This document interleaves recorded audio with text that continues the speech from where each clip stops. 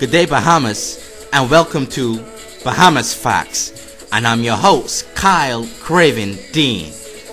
This is a talk show where we expose the truth and highlight the facts. We are not politically biased or influenced. We want to see transformation in our nation.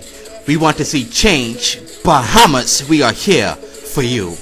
Coming soon is a talk show that we all have been waiting for. Stay tuned for more information. This is Bahamas Facts, and I'm your host, Kyle Craven Dean.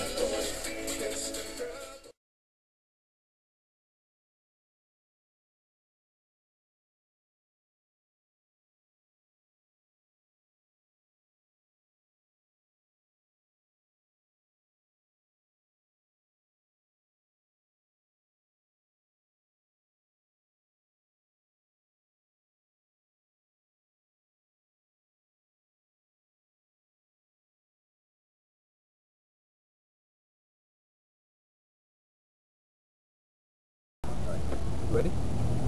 Okay, Bahamas, we have Mr. Cedric Green here. We have Mr. Cedric Green here, Bahamas, and he is a voter, and he's going to tell us his concerns on what is going on in our country now, and his point of view on the general state of our nation. You could talk, Mr.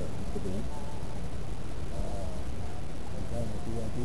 I mean, whatever the economy, whatever you want to, just general concerns that you have, in the Bahamas. What is the crime, the economy, job, people have these different types of concerns. So what are your specific concerns that you have for your area of the country?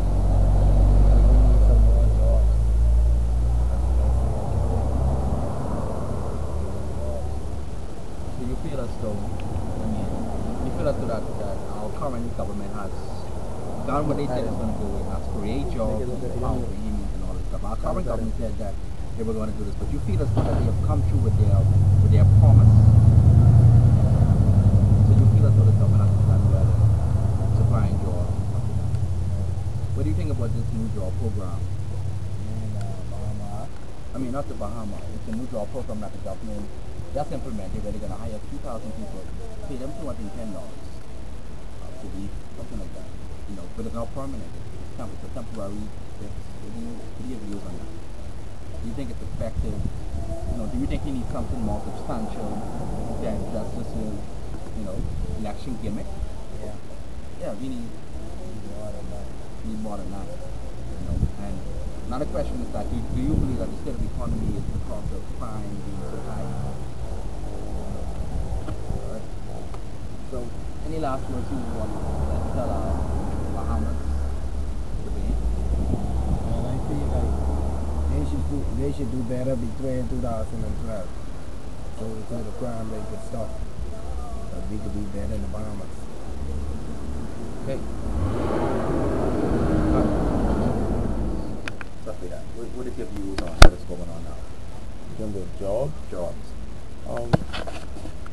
being a resident, again, not just a resident, but a citizen of the Bahamas. Right now the economy is bad, and right now it's hard to get jobs, right?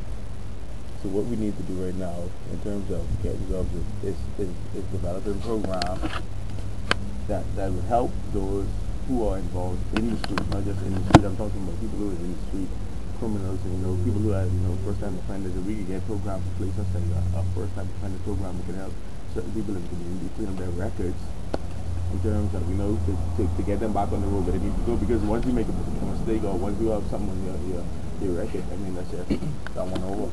So we need to get back.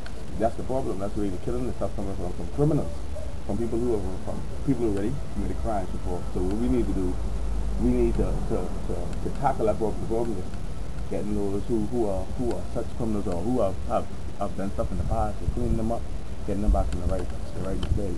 So in terms of jobs, of course it's going to be hard for them to get jobs. You can't get a job with a tax in the state. So you can't get a job when everybody knows that that's the big dope boy, that's the big. You can't get jobs to that. So and after they make this mistake, 2 years afterwards, there's still people know you are. And you can't really do too much better because ain't nobody is willing to give you a chance. So what we need to put in place, we need to implement implement like a first-time offender program. Now, there might be a program, I'm just not aware of it right now. But if there is, I apologize. But if there isn't, we need to get to the place so we can get the people on the street, active, and so they can have a better opportunity of getting the job. All right, one more question, sir. Do you feel as though this current F&M government has really represented the people well? Everything, all the decisions that they make, decisions based on the road works, the economy, different policies and stuff. Have they really represented the people, very well? Because they bring in thousands of Chinese workers to do a lot of works. They outsource the road works to foreigners. What are your views on how this government has really been representing us? When I say us, I mean everybody, the Bahamian people.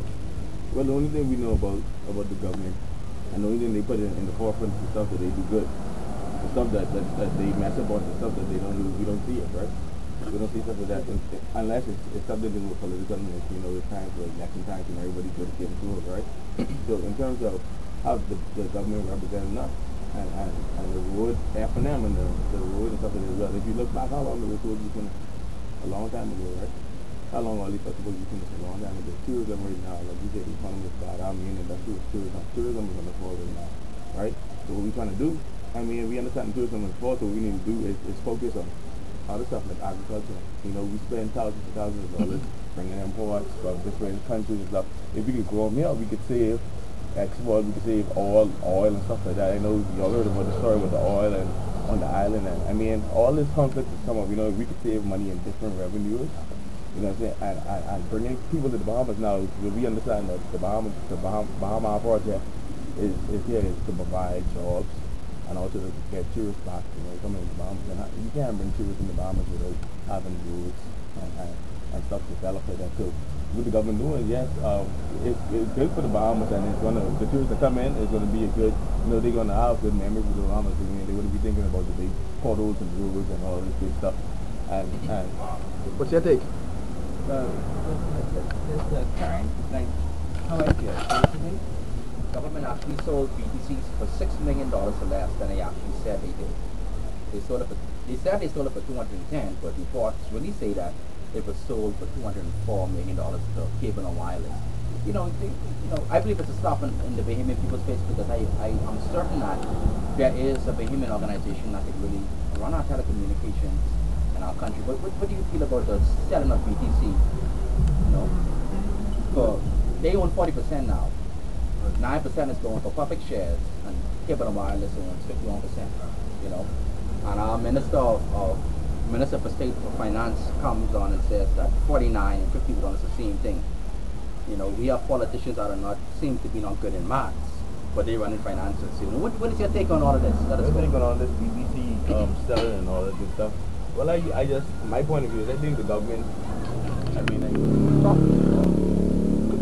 well, in terms of BTC, I feel that the government, I was fed up with how BTC is being run in terms of, if you look at the states or you look at different countries, and you see how the stuff is being run. Prepaid and phone rate, you're supposed to be getting some kind of like BlackBerry. You buy a BlackBerry, you get this. I know BTC started that, but when did they start it? When they sold it to Cable and Wireless directly from the data?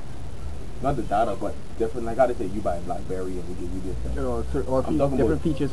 Yeah, you get, they open it up and then you get text on your phone saying you get 3 minutes, or you use your minutes in a day and they provide you with 3 minutes in a night. All these different incentives. You know what I'm saying?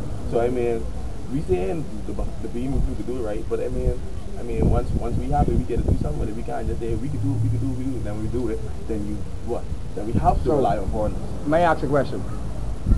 How do you see the next up and coming election? Do you see the PLP, the F&M, or the DNA submerging victorious? Who do you think in your mind will submerge? Victorious. The Bank of the Bahamas, because I still owe them $40,000 in debt for the school fees. So I got you, man. man. Some figures, and they can do something for me. We can do it. It was a pleasure. It was a pleasure. That's business. Gentlemen, enjoy your night. Yes, in terms of, I'm listening. That was yeah, I ain't getting into that. No. All right. If this was the truth, if this was the truth, my friend, Rastafari is our only friend. Rastafari is our only friend. trust in politicians? And why should we vote at their elections when there is no place for we, you and me? In a secret society, they call us minorities. Why should we trust in politicians? And why should we vote at their elections when there is no place for we, you and me? In a secret society, they call us minorities.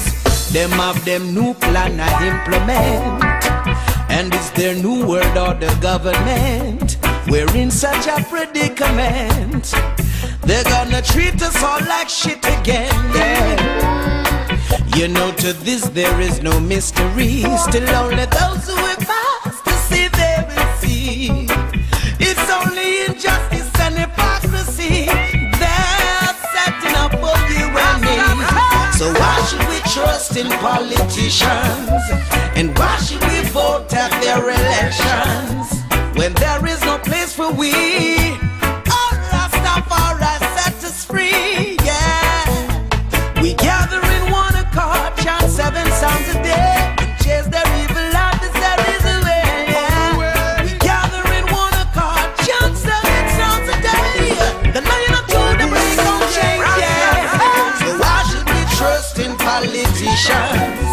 And why should we vote at their elections when there is no place for we, you and me? In a secret society, they call us minorities. Why should we trust in politicians? And why should we vote at their elections when there is no place for we, you and me?